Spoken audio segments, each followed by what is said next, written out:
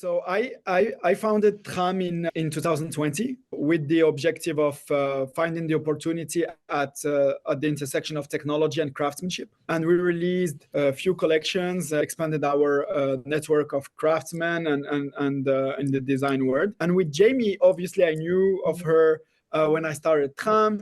Is a design superstar who started the Design Milk and sold it a few years ago. And then we actually met on this Web3 community called CPG on Telegram. I remember scrolling and then reading, and then I see someone who said, is someone here from the design world? Let's talk, etc. So I answered her, and then that's how we met. And I think that was in 2021 or 2022. And then we met IRL for the first time in Miami in 2022. So December 2022. And it was great because for the first time I met with someone who not only understands everything that I talk about from design perspective and all that word and craft and so on, but I could also talk about generative art and design, and AI and technology and digital fabrication, like everything. So it's really, really cool to have someone like Jaime on board, and at least like that's.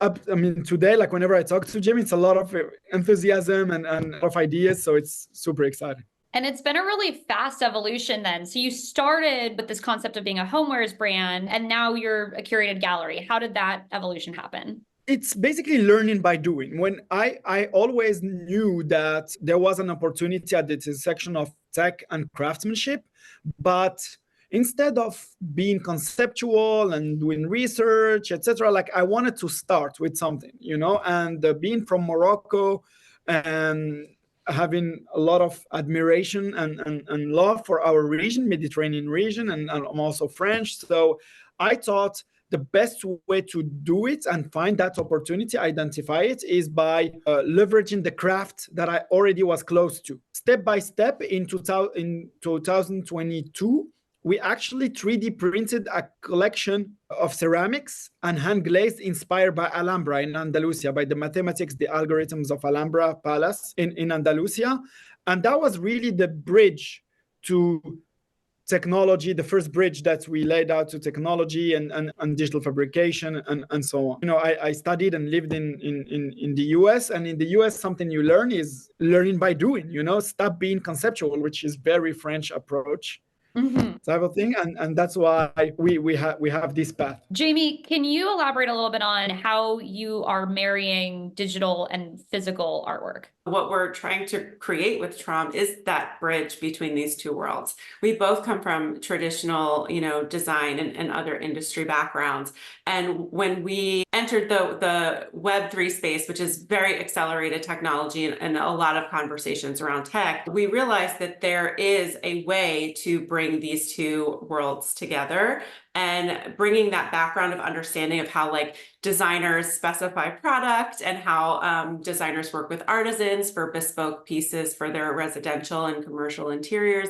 All of that knowledge, we're bringing that to this new technology and these new opportunities. So it's really exciting. So what does that really look like in practice?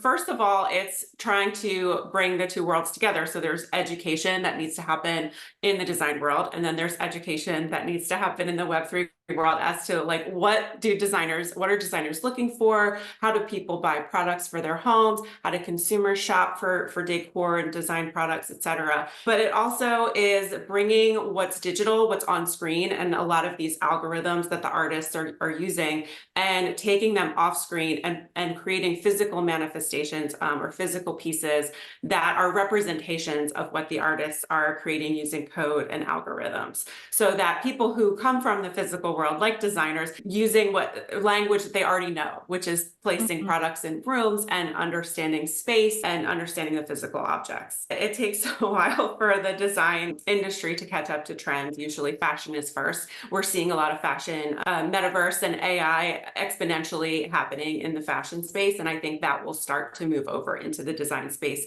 fairly soon. But it is a lag, and so really what I've always done in my career has been on that forefront of technology, what's coming next, and trying to educate designers on how they can utilize and harness new technology to expand their business and create new revenue streams and opportunities. And so this is just an extension of what I feel like I've been doing in my career, which is talking a lot about the intersection of technology and design and bringing designers with me to have these conversations and helping them understand what's coming. And really it's putting it into the right context for them, because we're making physical objects and we're working with product. It is a much easier conversation when someone can walk up to something and touch it, feel it, experience it, and fall in love with it and fall in love with the story behind it. And, that's how we relate to things in the design world. And so the technology aspect of this, while it's really, really cool, isn't necessarily the leading conversation that we need to have with a designer if they don't want to go there. But I am super excited to talk to them about it if they want to get into it. Can you give me some examples of the physical products that you've been producing? We actually produced tapestries. We produced mirrors. We produced sculptures made of stained glass. And now we're working on a collection of French bistro chairs. So it's woven. Like Jamie said, at the end of the day, what we're doing are just product design pieces. So they fit naturally, like when someone sees one of our mirrors, it's just a mirror, and it's aesthetically beautiful, etc. There are some layers of complexity behind, and it's algorithm-based art and so on, but we don't need to get into that. That is why, for us, onboarding the mainstream audience is not about them understanding algorithm art and based art and so on. It's more about us creating products that are physical products that are beautiful and are appealing, aesthetically appealing. And that's what we do. If you look at the mirrors, they're handcrafted in Venice. The constraints of the craftsmanship actually inform the code. So that's where the conversation happened. Before the artists start writing code, we do a trip to understand the craft and understand the physical constraints of the craft, and that informs the algorithm. And we did that with the tapestry. We did that.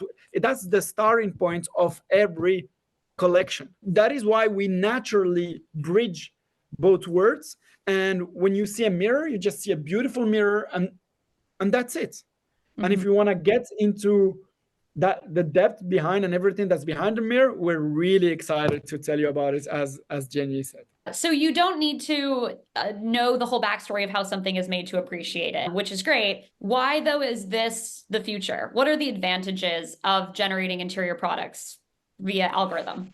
The most important thing is the fact that we are able to produce in series unique pieces, and that's generative art. So if you look at this bistro chair, French bistro chair that we're making, so the weaving constraints have informed the algorithm that shows the pattern, that actually generates the pattern. And if you ask someone to give you to design patterns, maybe they'll be able to come up with 20 or 30 patterns, But with an algorithm, you actually can make 10,000, 100,000 different patterns. To me, that's very exciting, and that's very forward-looking. Tell me about collaborating with Club CPG. Club CPG is a community on which Jamie and I met, and then we took it over end of last year. CAM is about art and design, and CPG is about consumer goods. I mean, CPG is already a community of builders, entrepreneurs, like you find some really high-profile professionals in the media, luxury, design, tech industry, and so on. So already being able to mingle and chat with these people, etc., it's really, really cool. And what we're trying to achieve is that CPG becomes the community of tomorrow's culture in general, and it involves art, craftsmanship, design, consumer goods, etc. So we are lucky to have 130,000 followers on Twitter. And it's also a token-gated community on Telegram. We have about 3,000 holders. Token-gated communities is also, I feel, where we're going in terms of from a community perspective, but that's That's another whole, we could do another hour on that. Yes, absolutely. Yeah. Would you agree on this? Yeah, absolutely. I think that community has been a really important aspect of Web3. And I think because coming out of the global pandemic, we also really want to be together and find like-minded people, and becoming harder to do that online. So communities are really great ways for us to come together and explore our interests with like-minded individuals. And that spills over into the physical world, which I thought was really interesting. That the thing that I noticed about Web3 when I became part of that community was that they really want to be in a room together. Even though we're talking about really like amazing technology, they still want to gather. And so that's what is really exciting to me about the future, is that we're in this very advanced technological moment, but we also are very, very connected to our humanity and want to be with other humans. So I think there's a lot of crossover between the physical and the digital world. And I hate to use the word digital, but like that's where we're at. But it is. Yeah. Yeah. Tell me about the new project, Generative Interiors, and the role of generative algorithms in that. And part of the mission statement you've put forth is that you want to create these interactive, personalized interior spaces.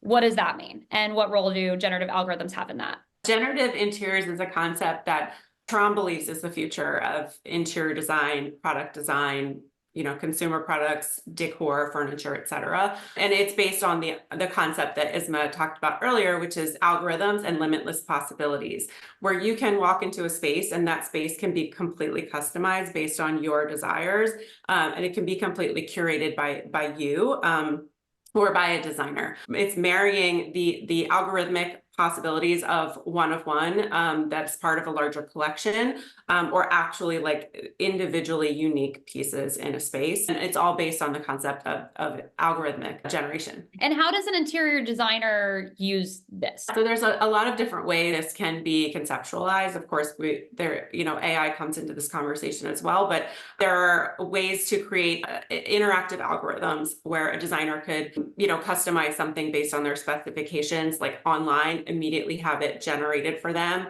or they can continue to generate different versions until they get to something that they feel like is perfect and then place the order. So that's one way that could play out. And also that could play out on the consumer level as well, for consumer goods as well as interior products and luxury pieces. So it's really an interesting concept. And what we're doing right now in Paris is showcasing the very beginnings of that, which starts with the art and also some of the furniture and decor pieces that we've created with Trame. And we can envision the future and the next level of all of this and how it'll play out. So it's really exciting. How do you envision this playing out from a manufacturer's perspective? I hear the idea of limitless possibilities, and that's very exciting as an artist and a designer, but as a manufacturer, how does that affect your process? So the beauty of generative design is that it doesn't affect the manufacturing process, because if it's craftsmanship, we already, like a craftsman already makes things by hand and can adjust to every design every time. So that's advantages of having something handcrafted, Then if you go to the manufacturing, which is industrial manufacturing, maybe the idea is that all the software that these manufacturers use has been made in the 80s and the 90s, and is very specific to that machinery and at that site, etc. Now the input usually, if you like today wanna make something, like you wanna print an image on a tapestry or something, like you would always have these in-house studios, and they would bill you days, if not weeks of work in order to pixelize it and make it fit their tool, like their machinery. But with generative design, your input is actually code that is adapted to that machinery, because at the end of the day, it's just code. So you could produce in series unique pieces, and the revolution is right there. This is very cool. How is what you're doing at Trame interacting with the larger conversation of tech and design? There are very few players that are in this territory. There are very few people who can actually bridge what we call Web 2 and Web 3, traditional design being Web 2. And we are at the beginning of all this, you know? We're making case studies. When we do mirrors, generative mirrors, it's a case study. It's new. We're hoping that we can inspire other players around us and other people around us, whether artists, whether brands, designers, and furniture makers, and so on, who can reach out and we can build the future together. When you make something that ticks all boxes, both for the traditional designers and also for the Web3 collectors and community and so on, then you onboard more and more people and you appeal to both communities. So, and that's what we know how to do. That's what's special about us. How is this going to affect how interior designers run their businesses? Oh, that's a great question. I'm hoping that it helps expand their business in some way or another, whether they can leverage generative manufacturing for their own, revenue purposes. Maybe they're making their own lines. They're collaborating with Trame, or they bring a creative coder in-house to help them create algorithms based on their specifications of what they need. We see a lot of backlash against technology in the very beginning because people don't understand it.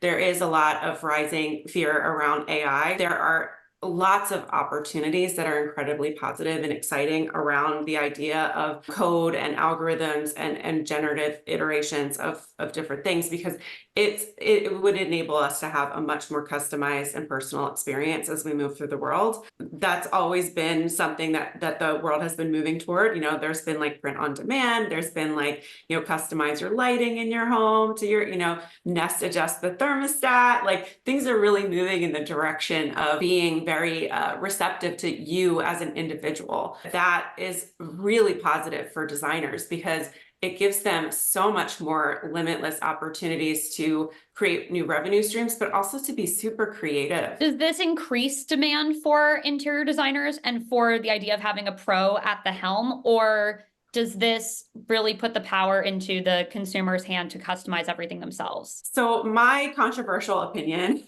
is that most consumers aren't really going to want to be designers. They're looking for someone to tell them what they should buy or what's on trend or what's good or whatever. So a lot of times I think that they need guidance. And so what I'm hoping is that the designers will find ways to reach the consumer much more quickly and better with algorithms. How does a designer or an artist work with you? Generally starts with the designer and artist. We understand, we have an understanding of their creative vision and discuss ideas about possible crafts that would work. Once we determine the craft, we have a really, really good network of workshops, high-end workshops and craftsmen around the world. Certainly, we organize a trip to go visit, understand the craft, meet with the craftsmen and so on. You would think that the generative artist and the craftsman